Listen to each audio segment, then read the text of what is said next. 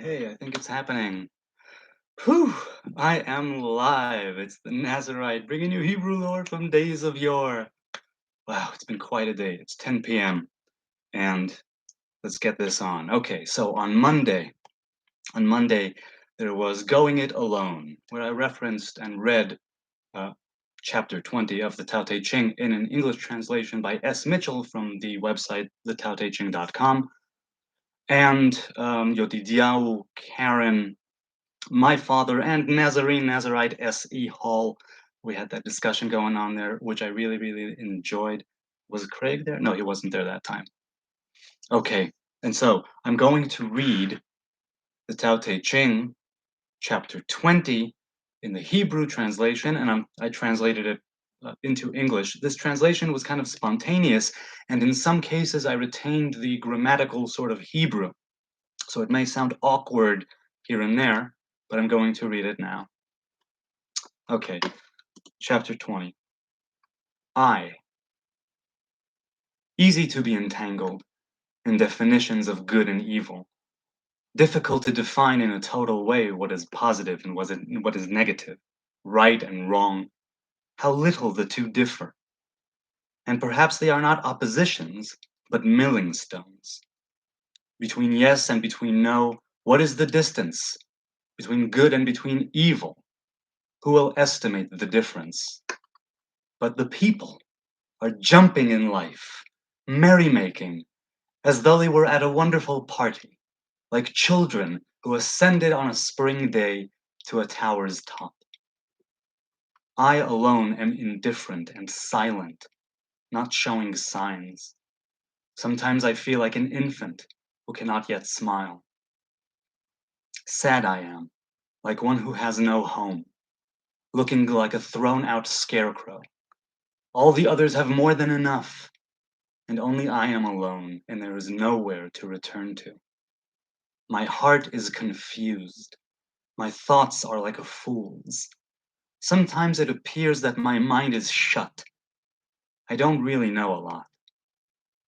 There are people who are brilliant and full of confidence, and I am so dim with the confidence of a snail. There are clear people, and I, also to myself, am without transparency. Deserted without an anchor, swaying like the wind that never stops blowing. The people, it seems that they have what to do, and I am so purposeless, sometimes clumsy, and the rest of the time impractical. But this I am, different maybe from all the others, but valuing more than all the search for the existential wonder, like a son that is searching for mother. Good and evil, right and wrong, they are not identical in my eyes, but I fear them both, because they are infinite, and unknown is their end. And perhaps it is this way, and the man of Tao will be different from the rest of the human beings, not waiting at any table, suckling directly from the chest of nature. Whew. Man, now maybe I did a piss poor translation. Like I said, somewhat spontaneous. It can be much, much better, and I'm sure there are better translations into English for sure. I don't know the language, the culture, so it was really just translating from Nissim Amon's Hebrew. Now, on Monday, I said that this verse really, really hits close to home, and sometimes it's difficult. This chapter hits close to home, and it's difficult to read sometimes. And I went into some detail over there. The reason I wanted to read the Hebrew one, or rather bring the English translation of the Hebrew one, is because Zen Master Nissim Amon really opens it up in a way in which the previous translation, anyway, that one is more succinct and probably more true to the original Mandarin, right? The original Chinese. And Nissim Amon obviously put himself into it, so to speak. And this idea of I only am alone, me, myself, and there is nowhere to return to. That seems so bleak At times it really can seem bleak, right? Purposeless, swaying without an anchor, that whole thing. That walk. And this isn't I'm not romanticizing anything, I think, and I'm not dramatizing anything. Sometimes it really does feel like it's the burden of the world on your shoulders because it's you. You see yourself in some way as the world, in Beze'er Anpin, in a small way. Right? Ha'adam olam katan, man is a small world. And you're carrying yourself. And that's everything, that's being. And at the end of it, right, where he says, I'm not waiting at any table. And when I read that, because I've been saying for years, I've been making that kind of analogy or whatever of this way and this way of halakha being sort of the remnants of a greater way. Not to say it didn't include halakha, but conceptually speaking, right? You guys know my shtick, whoever's been following. And so I read that the end of that chapter, right? And Nissim Amon not waiting at any table, suckling directly from the chest of nature. Oh, there is such promise there. Yes, the man of Tao is different. Anyone who sort of embraces that loneliness, that existential solitude to the degree that one can, you're different because you decide to be yourself, to acknowledge that self, to wrestle with it.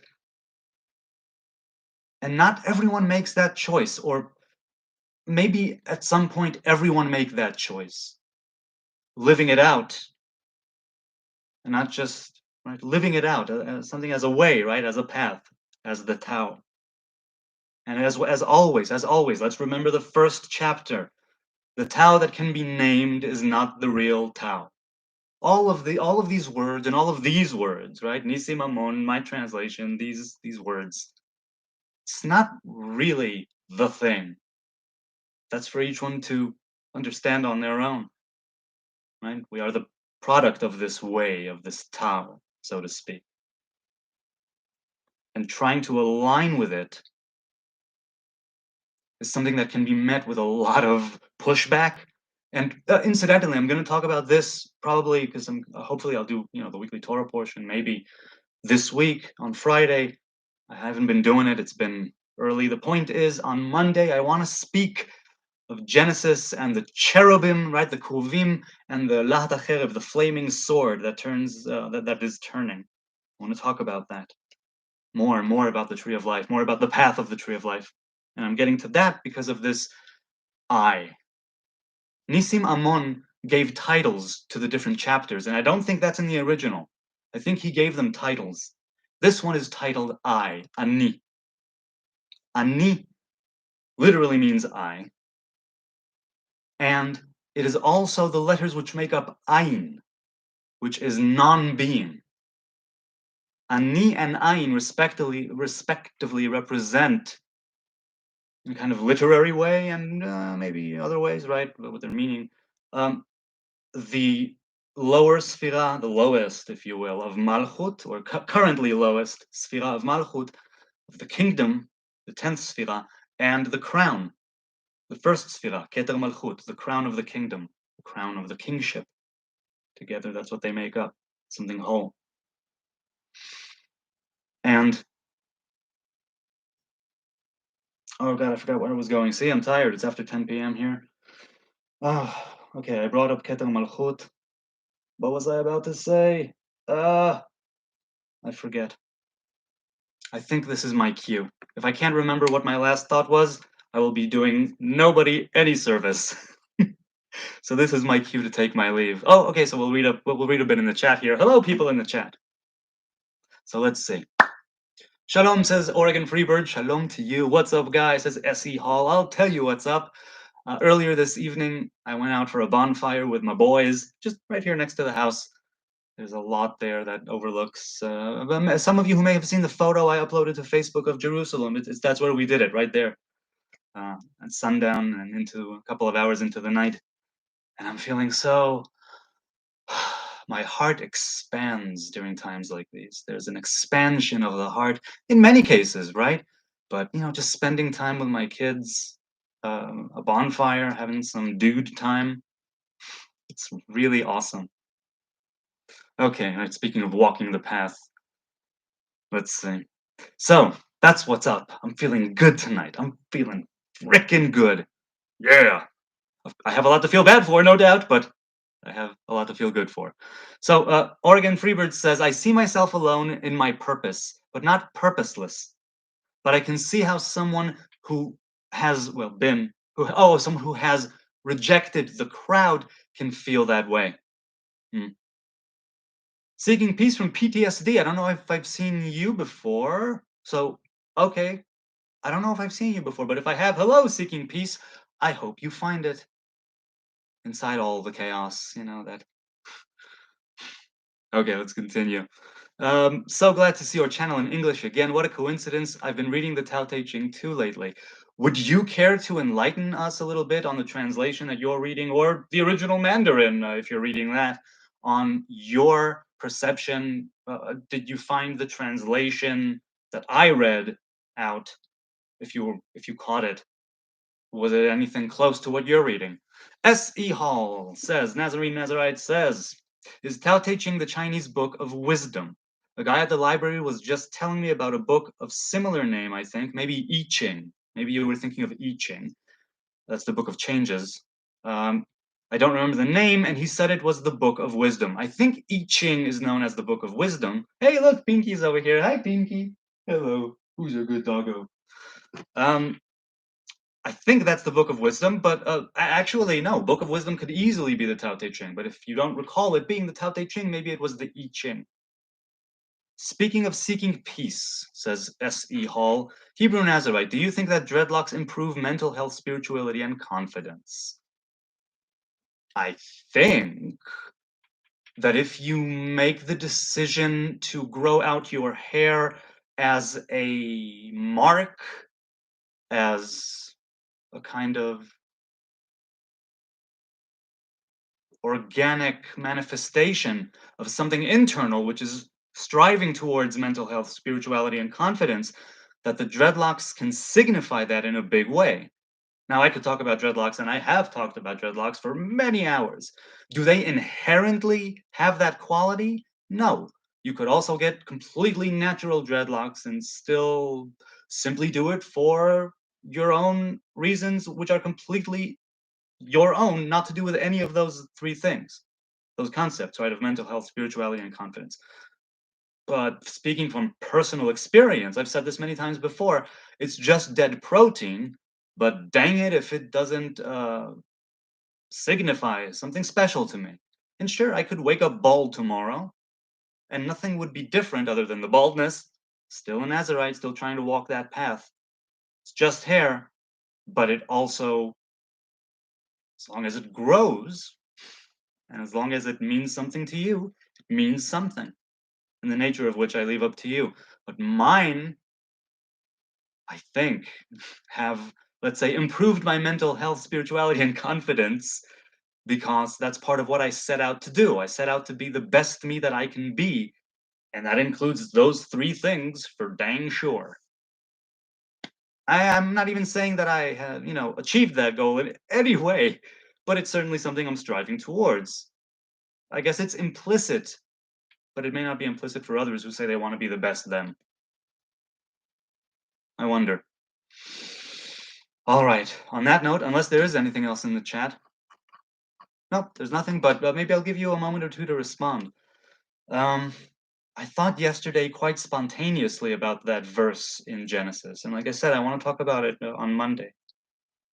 I've spoken of it before, but, making new connections or perhaps just repeating things I've said in the past, I honestly don't know at this point. I'm so humbled and grateful to have, regardless of the existence of the old channel on YouTube or not, that could be gone, but it happened. There was so many times I spoke for so many hours, and I'm continuing, and it's so amazing, and I appreciate every single one of you. Those of you who are joining now, those of you who have been here before. It's such a privilege, and like a wonder and sometimes a real honor to be conversing, and to be in dialogue with you people. It means a lot to me that you would spend time here. So wait, what do you think? Do you think that it improves that? That's part of its nature? Because you could also make the dreadlocks in a million different ways, and you would have dreadlocks by many definitions. Do you mean specifically organic, natural dreadlocks? I feel like mine have improved my mental health and confidence for sure, but I could be wrong. Well, okay, what do you think it is about it? I'll tell you what it is plainly for me. And that's what I said, that's what I kind of alluded to when I answered the question right in the beginning. If you mean for that to be an expression of a kind of path, a kind of way of the individual, in a way which seeks to enhance those things to be the best you, it starts with patience. That's how natural dreadlocks are made. That's it. There is no product. There is no method. There is no technique. Wash, wait, and separate. That's kind of what it's about if you choose to separate. Just wash and wait. That's it. That's all you need to do. Day by day, hour by hour. Seeing that grow organically for me has been and still is such a wonderful thing. I mean, I've got these little babies, constantly coming in, these little dread babies, and each one of them is really. I mean, my wife has her issues with my dreads, because I'm not taking good enough care of them. I'll give her that. Sometimes it's too messy. Things get too tangled. I don't separate, the things that I ought to separate. But altogether, that aside, it can certainly improve mental health and confidence because it starts with patience. It starts with humility. It starts with letting nature take its course, not just as something that's here today and gone tomorrow, but something that you specifically aim for that to happen by not doing anything. It's action in inaction. It's just passive. Just let it do its thing. Let nature take its course. And I feel that, you know what, one of Dr. Peterson's rules in his new book, I think, is choose a place in your home and make it beautiful. It could be a room, it could be an area of a room. Establish a relationship with beauty, because through that it can kind of infuse itself and spill out into other areas of your life. If you cultivate one area of beauty.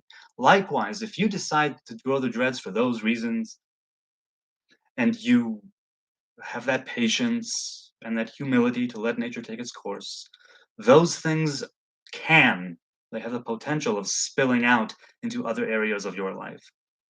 If you act a certain way, because you look a certain way, certainly. If you don't act a certain way because you look a certain way, it can still sort of trickle down into your being.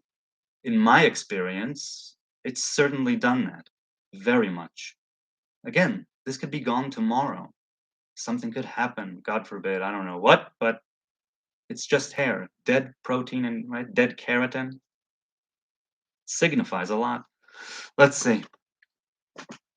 Well, Dreadlock. Oh, Khalid bin Walid is here. Hello, hello to you. Good to see you here. Well, dreadlocks so unique it takes a lot of time to grow them to start, and most people still see them as unprofessional. Thankfully, on that note, being a writer, people are like, "Can you write? Is this, and I'm like, yes, is this okay? Yes, it is. We don't care what you look like. Keep writing. So thankfully, it doesn't have a lot of, it's not seen as unprofessional where I am, thank God. Seeking Peace says, I was reading the translation by Red Pine. I am a bit sick at the moment. Sorry to hear that. Good vibes to you. Healing and quick recovery. So par I cannot parse whether or not it is a similar translation. Oh, okay. Well, I really do hope you feel better. Khalid says, my braids have helped with my mental health. I see my hair as a gift from God and a sign as his love. That's a sweet kind of thing. I hear you.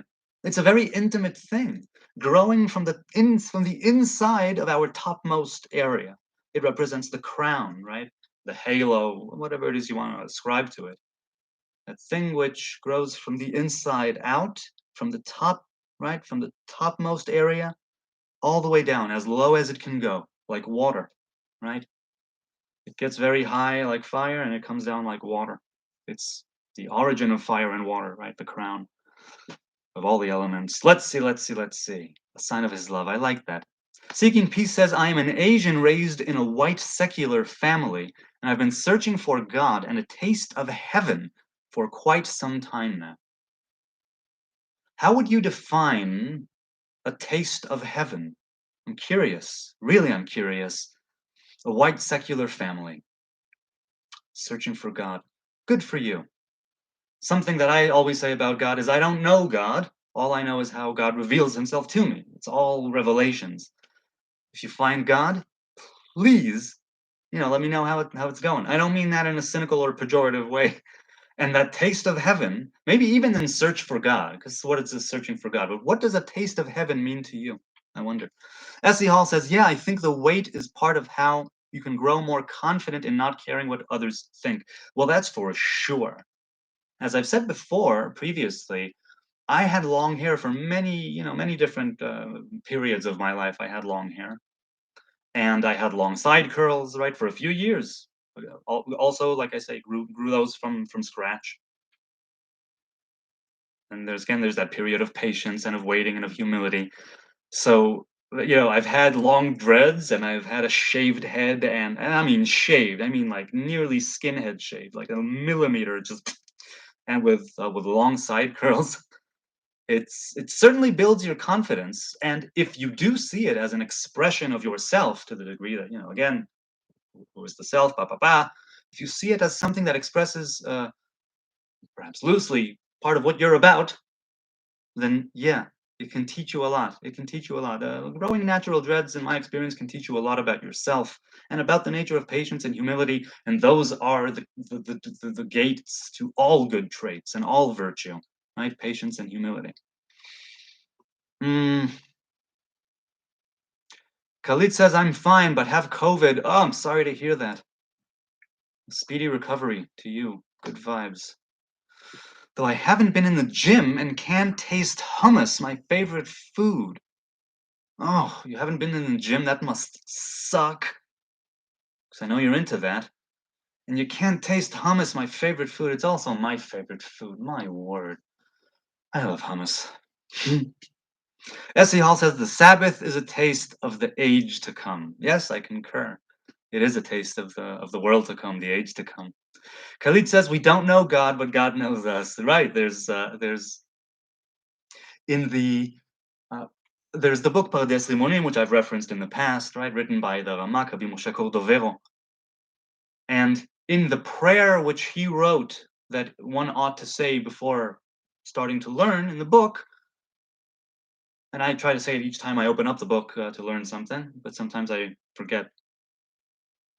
And it says there, it's a relatively short prayer, but at one point there he speaks of that only one master and no second is unified with them, or is secluded with them in a complete unity, or a complete, what would it be? I can't think of it, but there's, God knows us. Now, one might ask if God is all of those, omnipotent, omniscient, omnipresent, what is it that he lacks? Why he lacks limitation, which is what we represent, right? That the female, the yin, that idea of God knowing us to some may seem paradoxical. How can God know that which he is not? How can he be something he is not, right? So I avoid that completely by saying that I don't know God. And how God reveals himself to me is in a very deep and intimate knowledge. So I don't know if God knows us, but I do feel that we're both getting to know each other's revelations and that God knows me. So let's see. Seeking says, that which is unknowable and beyond joy, yet stillness, closer than our jugular vein, more peaceful than our heartbeat in a quiet room. A Sabbath we cannot find now, yet we search anyways. That's a taste of heaven.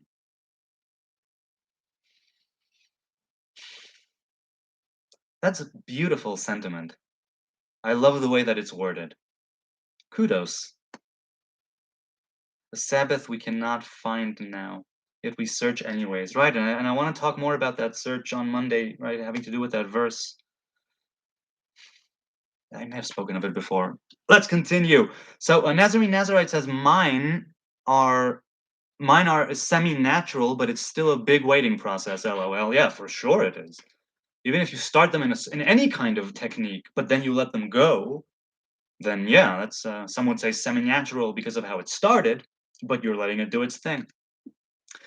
FYI says, Oregon, I make an excellent hummus. It is also my favorite. Hummus is delicious. Look, a hummus consensus. If only we had this global hummus consensus. There's there's so much in the hummus. Chickpeas in general are great. Yes, I agree. I agree. My woman made vegetable soup. She makes soup nearly every Shabbos. She made like plain vegetable soup, and we later on we added a couple of days ago we added for the leftovers. Right, we added chickpeas. Ugh. Mm. Khalid says, I don't think I could ever cut my hair again. I've never been happy with short hair compared to me having long hair and taking the Nazarite vow. Well, I had the same sort of feelings when I was growing my side curls. When I was growing my peot, I was doing it for the very same reason, right? To achieve this balance and harmony with myself. But now, instead of giving the left and the right, right? Instead of giving the left and the right their place on the top of my head, I go to the source, and it grows in every which way. The side curls are what's known as din kodesh. The hair, not of a Nazarite, other people's, is known as judgment, a revelation of the left hand, gvura, din, wrath, limitation. And so, and that's why many people are, or I've mentioned this before, the king of Israel is commanded to cut his hair once a day, or is it once a week? No, I think it's, yeah, once a week. No, once a day. So having that long hair, I know these feelings of happiness or kind of happiness, of being content with the way I look because I feel like it's expressing a part of me or trying to achieve something through it. There are certain energies and vibrations that are caused by it, by everything that we do. And having that type of hair, you could just say, what? It's just hair and it's just fashion, it's style, it's a trend, it's this, it's that. If you're growing it for those reasons, that's sometimes or all the time what you're going to get in return. It's, well, I'll leave it at that. So I understand when you say you couldn't ever cut your hair again. I hope that I won't have to. I want to have this until my dying breath. I want to remain with this covenant and with the hair that goes with that covenant. Though I don't know what might happen. Having the long hair and taking the Nazarite vow. Oy, oy, Hanazirut, the Nazarite ship. On that note, I'm going to say goodbye. Khalid, that's really great. Good for you.